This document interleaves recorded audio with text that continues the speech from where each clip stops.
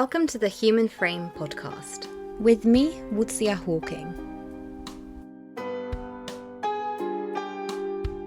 Today I'm joined by Zuza Kamińska. Zuza is a Polish artist, illustrator and activist in Poland. She studied at the University of Arts in Poznań, as well as in Spain and Japan, and works in various media with illustrations, animations, murals and posters. Her art focused on social justice, especially women's rights and minority issues, blending visual storytelling with activism. She has created powerful public murals, including feminist works emphasizing sisterhood and solidarity. Through her work, Zuza challenges societal norms and invites conversations on identity, power, and community. Thank you so much for joining me, Zuza. I'm really excited to speak with you because I've been following your work for quite a few years now, ever since the abortion rights crisis in Poland. Yeah, thank you so much, and thank you for having me. It's nice to hear all of that you said.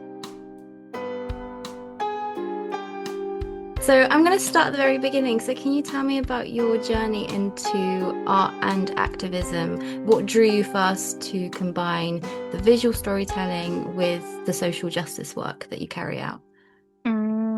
So I've always been into illustration, and I always wanted to pursue this career. But just, illustrating or designing is not enough for me. I feel like I have to connect it to something that's socially useful.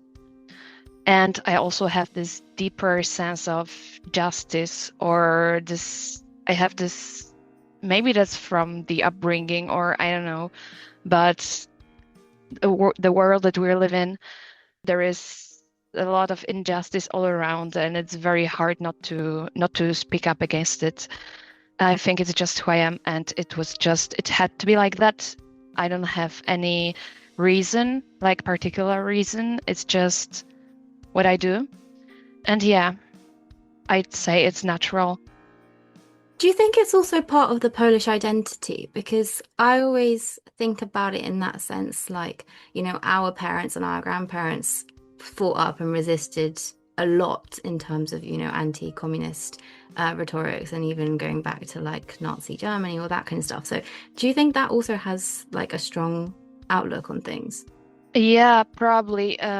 Maybe also, yeah, it might be, but I think like the base of my resistance is being raised in very patriarchal, very also Catholic, but in a sense like the conservative Catholic country.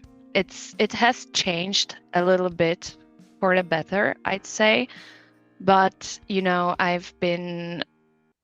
I've always been framed by the society, by everyone around me, by teachers, parents as well, family, as a girl and as a worse human being. And you can really feel that if you are living in a patriarchal society, but also in a country that's more patriarchal than the others. And I'd also say, unfortunately, Catholic Church, and the Catholic Church, we have, like, for those who doesn't know, we have religion class in schools in Poland.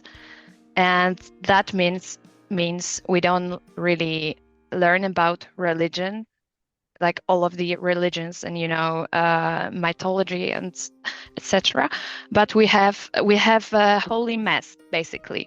And while I acknowledge the fact that a lot of Christians, a lot of Catholics are very liberal and are supportive towards gay people, LGBTQ plus community, women's rights, etc., the school version was very conservative, very anti-human rights, I'd say women's rights, very anti-LGBTQ plus community, and I always had this resistance towards it. I don't know. And as I grew up, I couldn't stand the fact that when I went to church, I'd hear stuff like gay people will go to hell.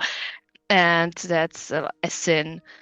By the way, I also want to say that we have a lot of LGBTQ plus Catholic people in Poland who are also suffering because they are not accepted by their community. So they don't have any other places to go because they don't have any alternatives, because we only have this one, I'd say, main church institution that's homophobic. I also have some lesbian religious friends, for example. They are suffering.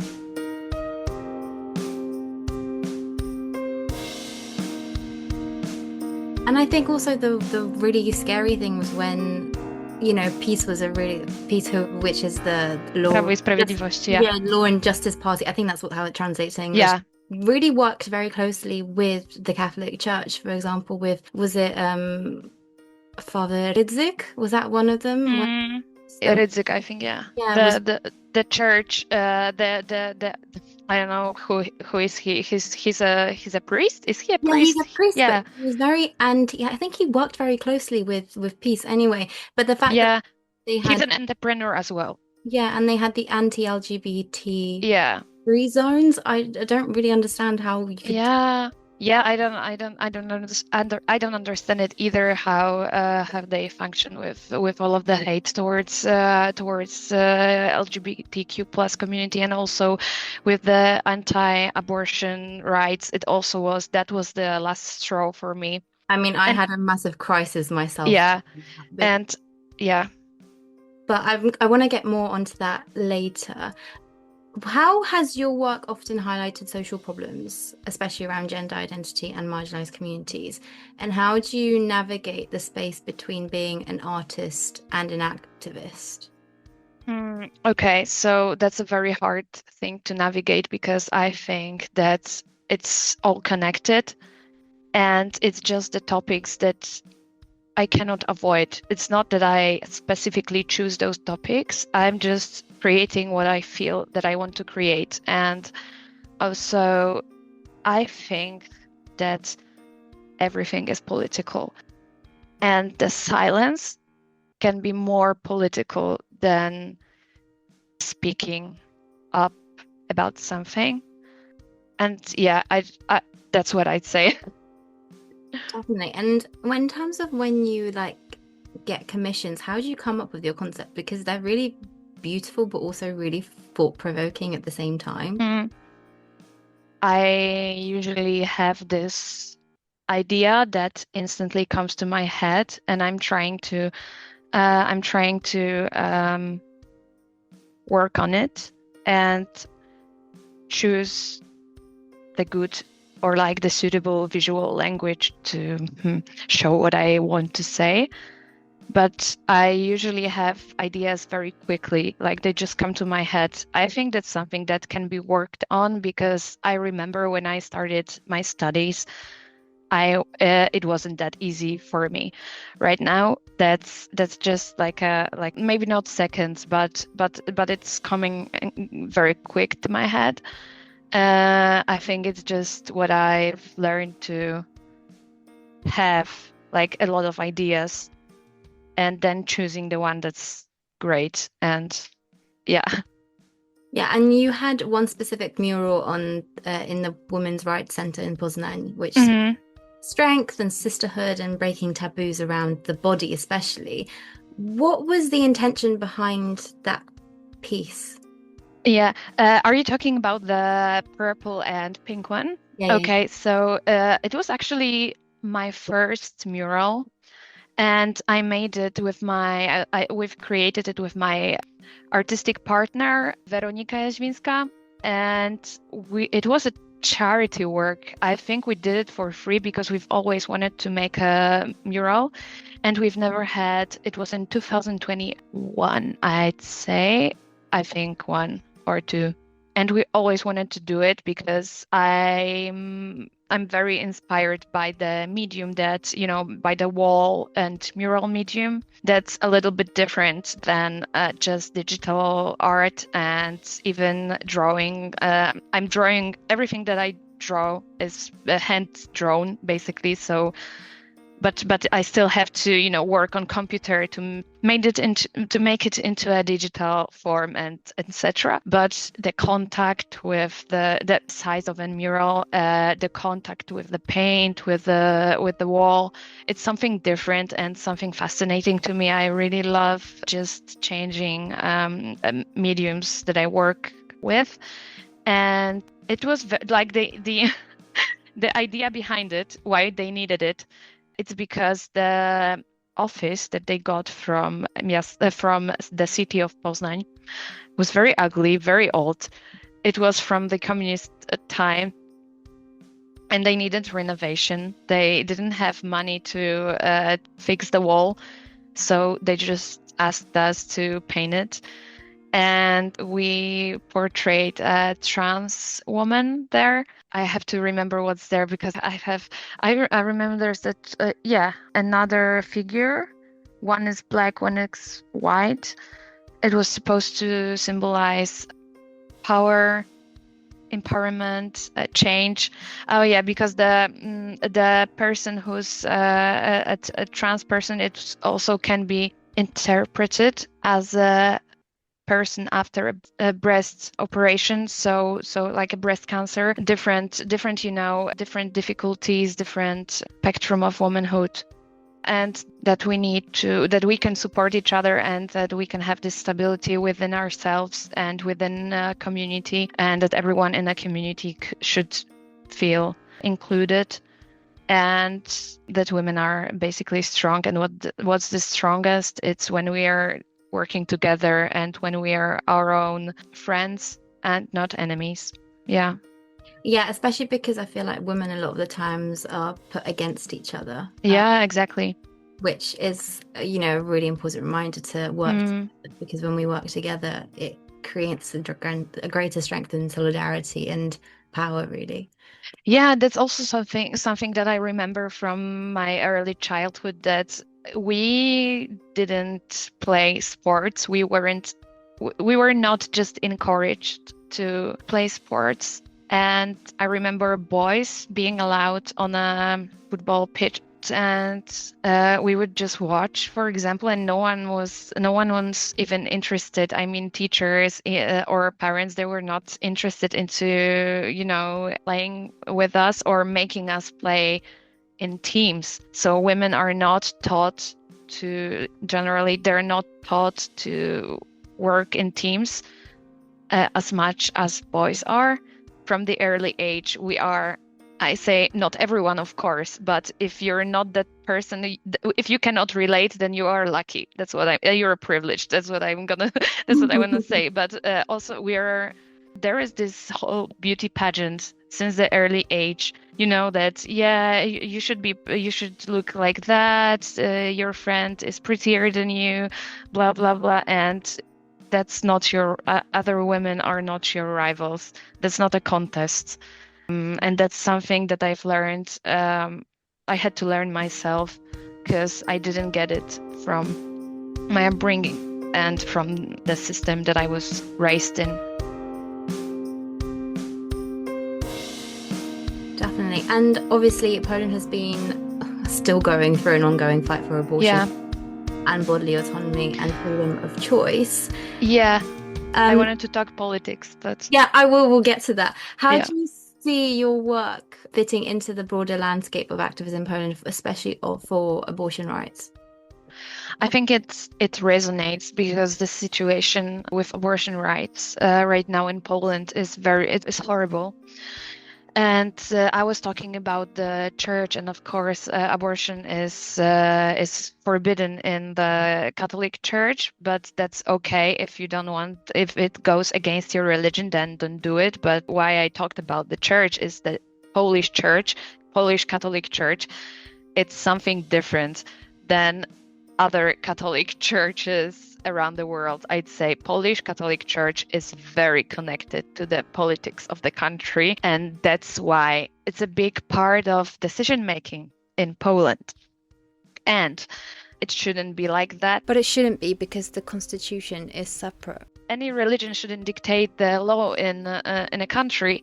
And also politicians, I think they're not doing enough. Polish politicians strict, like last election, Donald Tusk promised that if we, especially women, because the main votes, like the biggest amount of votes were coming from women. So Donald Tusk and KO coalition and his party, they promised that in the first 100 days of after they win an election, they make gay marriage legal and abortion accessible to everyone. And they failed, and they didn't fail, they just lied. They didn't even try.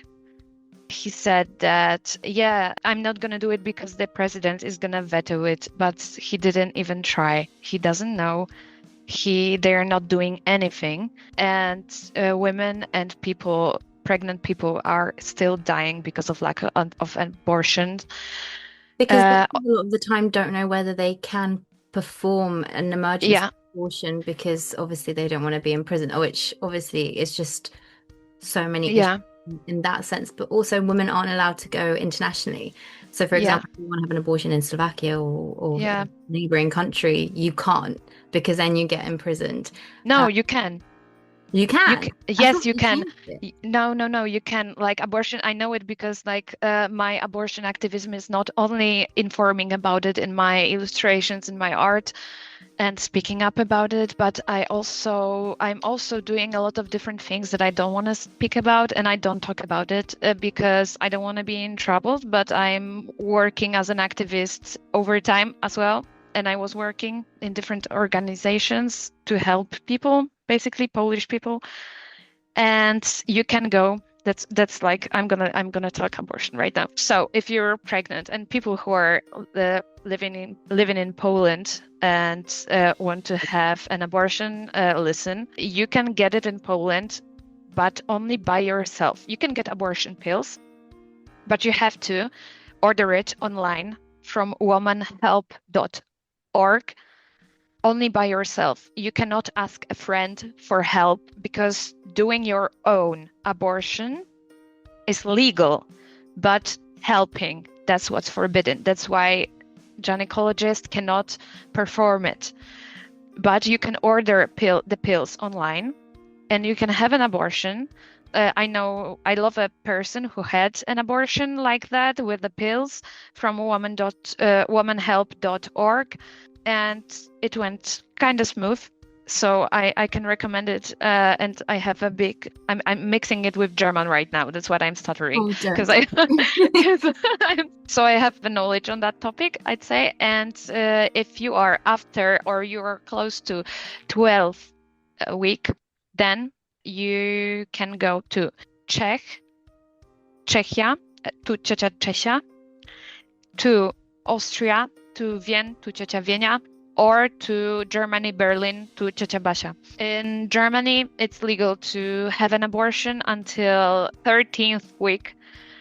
So if it's a late, quote unquote, you say, then it's better to travel because it's the last legal period that you can get it. Of course, if you won't be able to get it, then you can go to the Netherlands and you'll still be able to get it. So that's like, if you need an abortion, you're going to get it. So that's not a problem. But for it to be cheaper and quicker, then it's better to go to Germany, for example, if it's, the 13th week. Yeah, but the whole issue is the fact that, people shouldn't have to do all of course, that's horrible, but I wanted to only I only wanted to comment on how to do an abortion if you're in Poland. It's important to know because I thought all of it was completely illegal, not just the helping part. No, you can still do it, thankfully. It shouldn't be like that. It's a very financially privileged procedure to get it because you have to be able to get out of the country. Not a lot of people, if you're living in a big city, you've probably been to a big city, you know how to get around, metro systems, etc. But if you're from a smaller, like a town or a village, then it might be a problem for you. What people don't acknowledge a lot is that there are a lot of people who don't know how public transport work, for example, and that's a great barrier for them to even, go outside, go abroad to Germany. That's impossible for them. There are a lot of women, especially, who are unable to order abortion pills because they don't have the account, the card or the bank account, and they cannot order online. And then the other issue also is the fact, a lot of activists are also getting legally into trouble because they are individuals access facilities or, pills or whatever. I know, for example, Justyna Kamińska was a massive example who is now currently facing charges for helping someone who was domestic get an abortion. Yeah. And she's charged because she helped the person who did the abortion. It's 100% legal, so the person is not facing anything. But yeah, Justyna unfortunately she's charged for helping. That's what's charged for helping in abortion. So by the law, she has this on paper that she is charged for helping. That's an oxymoron for me. That's crazy. Well, exactly. Yeah, but what I wanted to say because I don't live in Poland anymore. I live in Berlin, in Germany, though I'm in Poland very often. I'm thinking about, I don't know yet, but I'm, just going around between Berlin and Poland. I don't know, maybe I'll go back to Poland someday. Those are my plans, but they can change. I have no idea yet because, the geopolitics is crazy right now.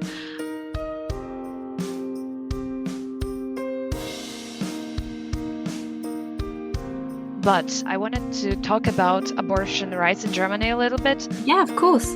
Because it's also what was maybe not a shock to me, but what was, a little bit a shock, that here abortion is also not legal, but if you get the permission from the state, then you can do it. So basically it's illegal, but it's permitted if you go on and if you report it to the state, and then you have to have a talk with the office worker. They give you that permission, so you'll not be prosecuted for it. And then you go and have an abortion, which is great that you have the access, but you have to pay for it and you have to get a permission. And for example, in Bavaria, there are areas where there is no one who performs abortions. So people and they have to go, for example, to Berlin or to a bigger city, but it also costs money, time, a lot of those aspects. So it's illegal. You can do it. You need money. You need resources. It's not perfect. It's not ideal here either. Yeah, and I think it's a human right, basically, to be able to have safe and free abortions. So exactly, because maybe you might not necessarily agree with the fact that people should have abortions, but that doesn't mean that you should make that choice for other people. Yeah, exactly. Just like if you don't want it, don't do it. If your religion says you're not allowed to, don't do it. If it's for you, that's not what you want to do, don't do it. But I'd say a lot of people who claimed not to ever have an abortion then come to Berlin, for example, to have an abortion, and including Polish far-right politicians and their mistresses and partners. So, and it's always like, my situation is different. No, your situation is the same. Everyone should be able to get an abortion. Like, there are not good and bad abortions. We shouldn't be judging people on it. And that's also why I left Poland, because I was scared. I was scared to not be able to get an abortion. I always had this fear since I was a teenager, because I never knew there is something like abortion. Like no one told me. And when I was, for example, 16, and I asked my mom, what if I get pregnant? Then my mom said, then you'll have a baby and I will be raising it and I love it. And I'm like, oh no. So that's why I left Poland after this abortion right crisis, after they changed the law into for abortion to be highly restricted, and even with the fatal disabilities. Yeah, no, I know what you mean, as in if the baby has conditions that, for example, it's not. The fetus. This is the other thing. It's also, it's so complicated in terms of what technically people call it. No, it's like people call it a baby, but it's not a baby. Like, of course, you are allowed to say, "Oh, my baby," if it's your pregnancy and you're preparing to be a mom, for example, and you're allowed to.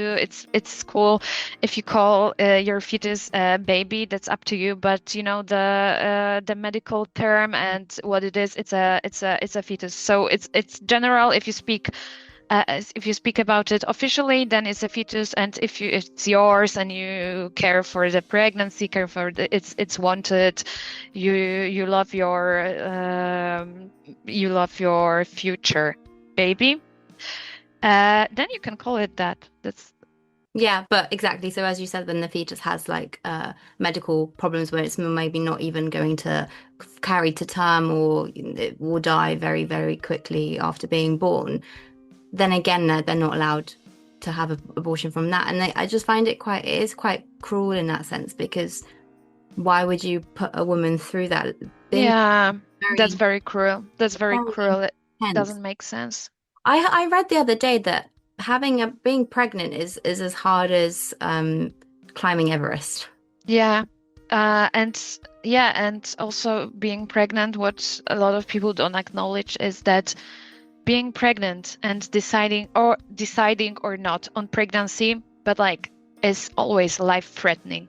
It's always life-threatening, and people cannot expect it from someone to risk their lives. And yeah, I think it's very unjust. Some people don't want to be mums, because I think a lot Yeah. not whether you want to have a child, it's do you want to be a mother? Because they're very separate things. You might love kids, but not want them for yourselves. And so therefore, Yeah.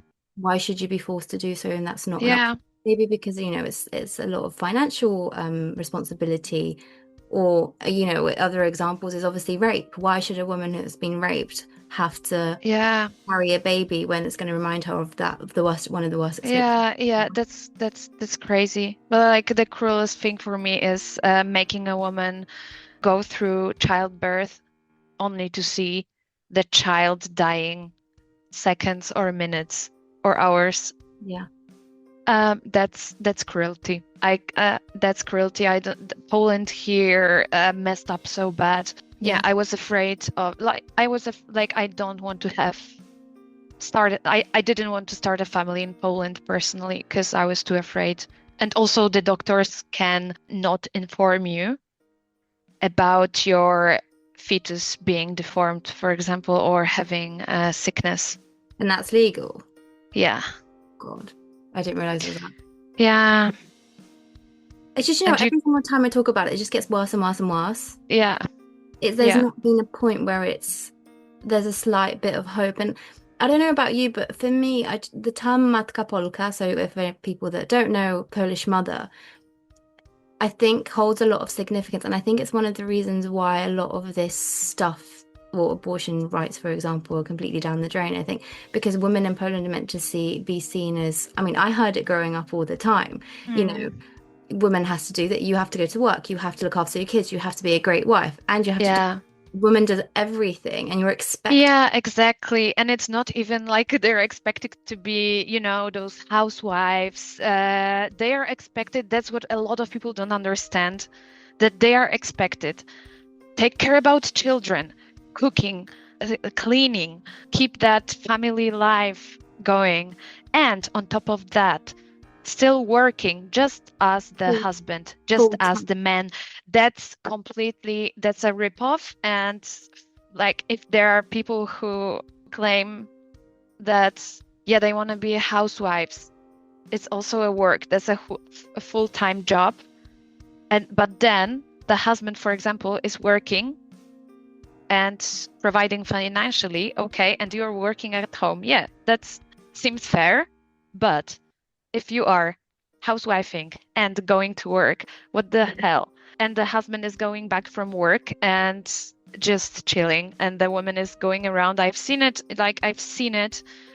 not in my, not the case of my parents, but my grandparents. And that's what I've seen all my life. It's very unfair.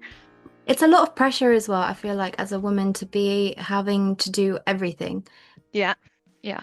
I mean, I saw it in my family every so often as well. My mum, for example, was looking after me and my sister and my dad who's working. I mean, they did split stuff. It wasn't completely all of that. But then she also worked full time and had to convert her degree from Polish to English because obviously I was raised in England.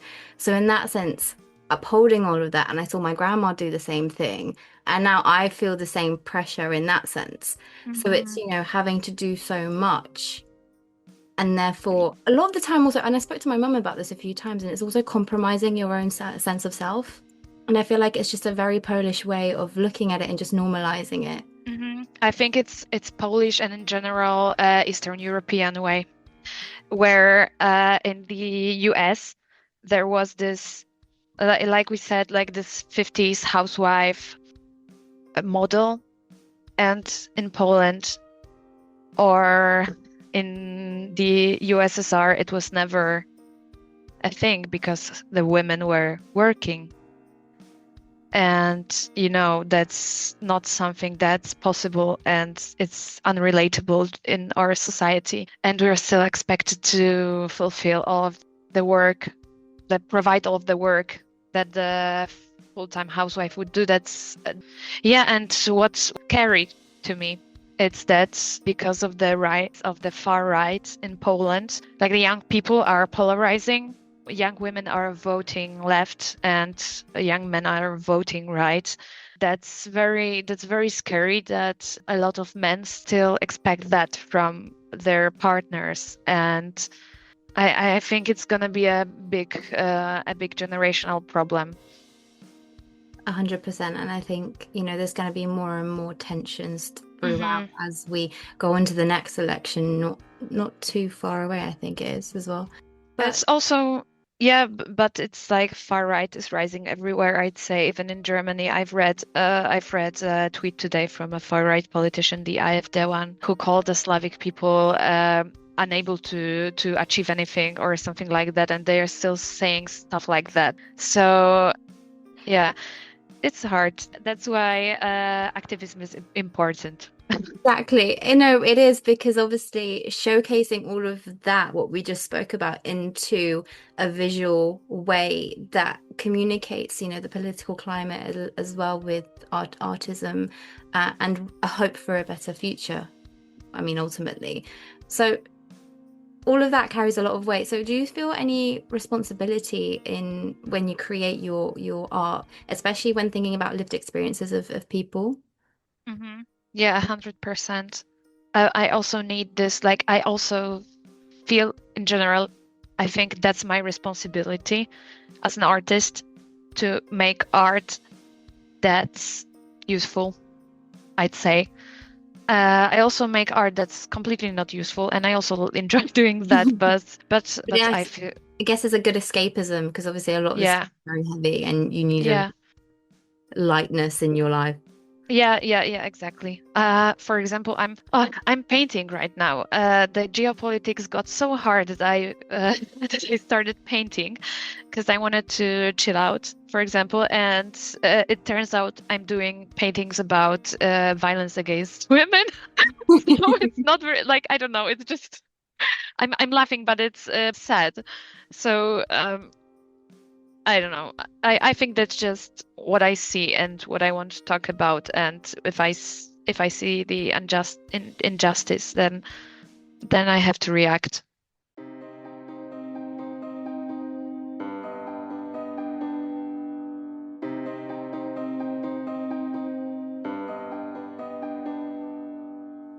Yeah, because obviously it's at the back of your mind all the time, and a lot of the time when you paint and art, do act, because I'm an actor, so it comes out through that sense of writing different scripts. So sometimes I literally did the same as you. I went to a painting class actually not that long ago with my friend, and I was like, I'm gonna do something light, and what came out was not light. Like Hmm. my head was always in the Yeah. space. But in that sense, I always feel like you come out with your best work as well because you're not forcing it. It's just naturally Hmm. coming out of exactly Yeah. what you're doing. Yeah. And also, what I wanted to say, why I feel encouraged to do it, because I have this idea, and then I'm like, oh no, I won't do it. I will not post it because I'm gonna get hate again, and etc. and stuff like that. And then I remember that look at those far right fascist accounts who are spamming, who are always talking, always commenting, always feel entitled to comment on and everything. Look at all of those pro-Putin Russian bots, for example, always spamming, always, always there. Also, like those minion fans of far-right politicians, always feeling that they're informed enough to post and to give other people their opinions. I'm like, okay, but I have to say something, because if I'm not gonna say something, then no one's gonna say something.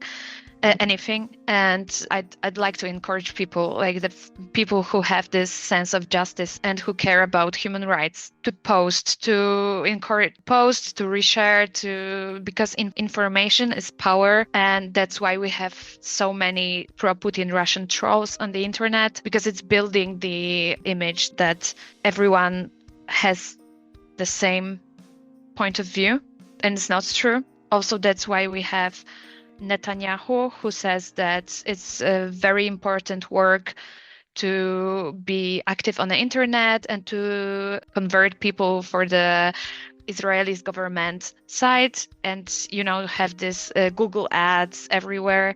It's a power tool. It's a very big power tool what you post on the internet. Thankfully, we have the access to media, social media. We not only have to, Proof always comes out. yeah, but I'd encourage people to use it. And even if they don't feel like, because it's hard work, making a post, for example, making a statement, writing about different issues, but even reposting, even sharing the information with other people, for example, resharing. There are some instructions on how to get the abortion if you're currently living in Poland.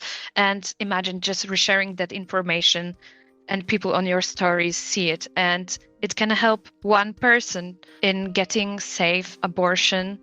So it's like you already changed the world, I'd say, if it helps one person.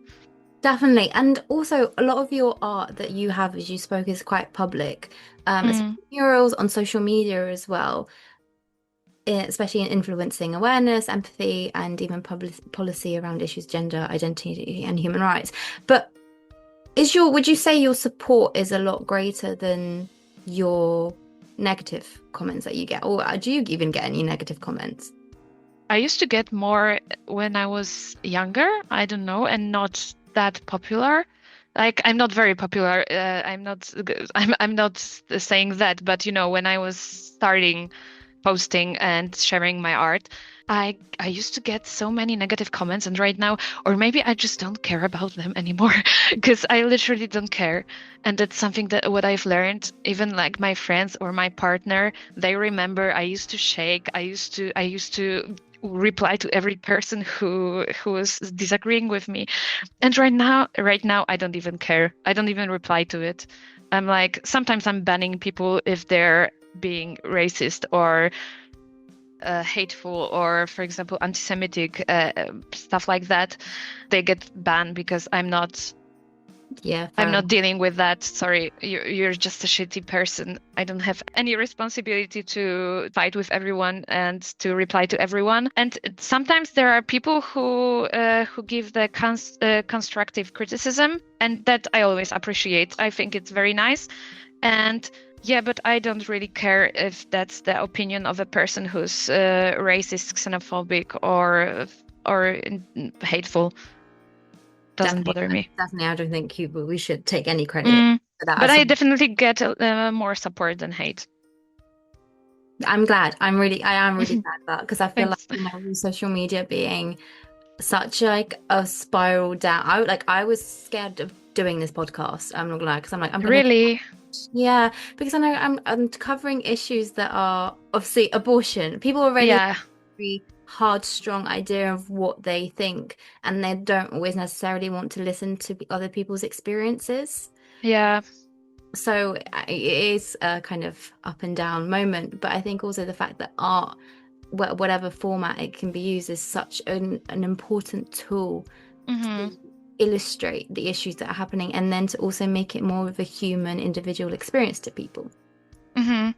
Yeah, and I know abortion is legal in the UK, but you cannot take your rights for granted because, as we see in the US, for example, it can be taken away from you anytime. So the fight is constant, I'd say, and it never stops. Yeah, it never stops. You have to be fighting all the time not to have your rights taken away. Exactly, because as you said, when you have your rights, you don't really appreciate and you don't Mm-hmm. realize the rights you have until they're taken away, which is really important why we do have like international treaties, Mm-hmm. like well, for women's rights specifically, it's CEDAW, but I don't understand why a lot of countries can back out of it. Which there was Mm-hmm. talk about Poland backing out of it at some point, which I saw so alarming. But I guess Yeah, it doesn't yeah, really, yeah. because they're still doing exactly what they want in terms of abortion rights and womanhood in general.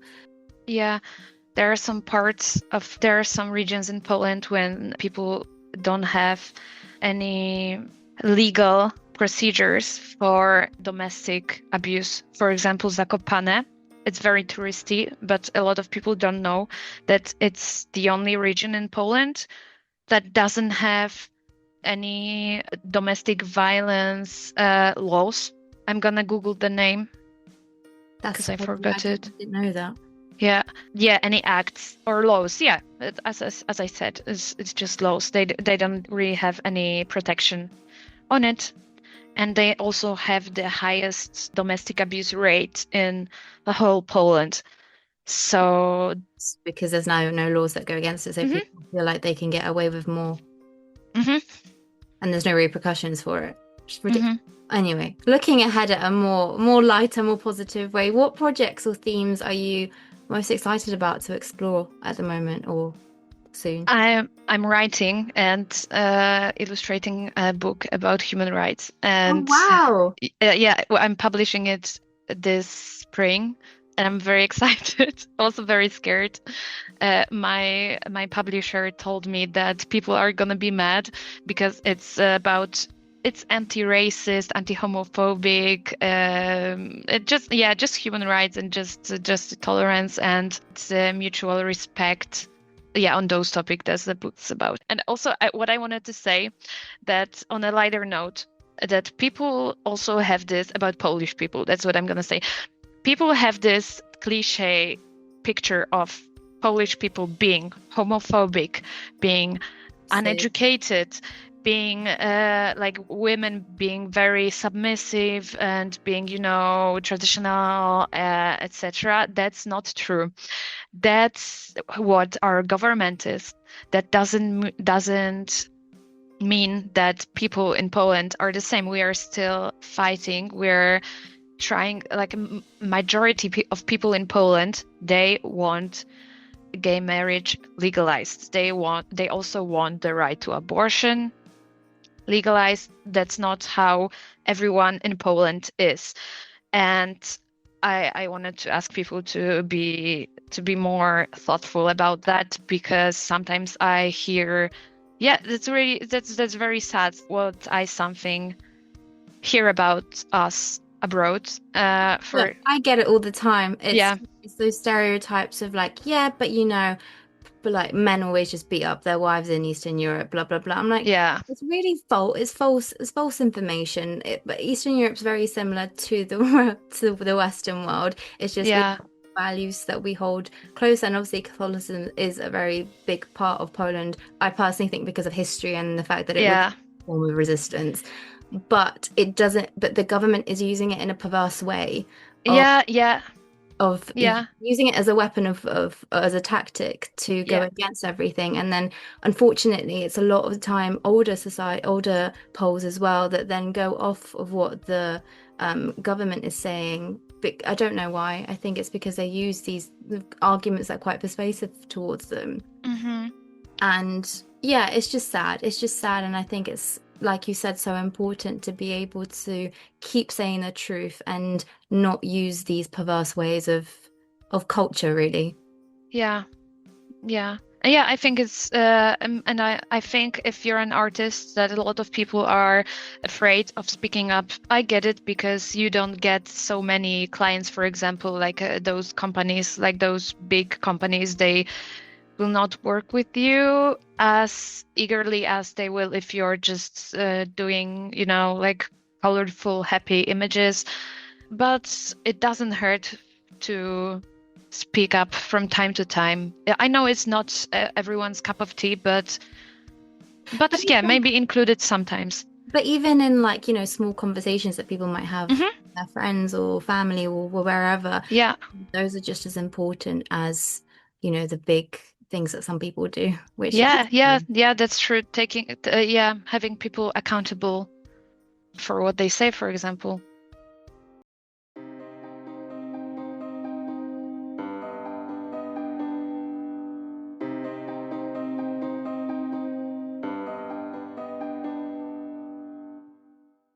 Well, thank you so much for taking the time to speak with me. I've not spoken to a fellow Pearl about all this stuff for a long time, so it's nice to do that. And I'm really excited to see your book when it comes out. Thank you. Thank you. I also want to see how it turns out. I'm sure it's going to be great. I mean, from all your work that I've seen, so. Thank you for having me.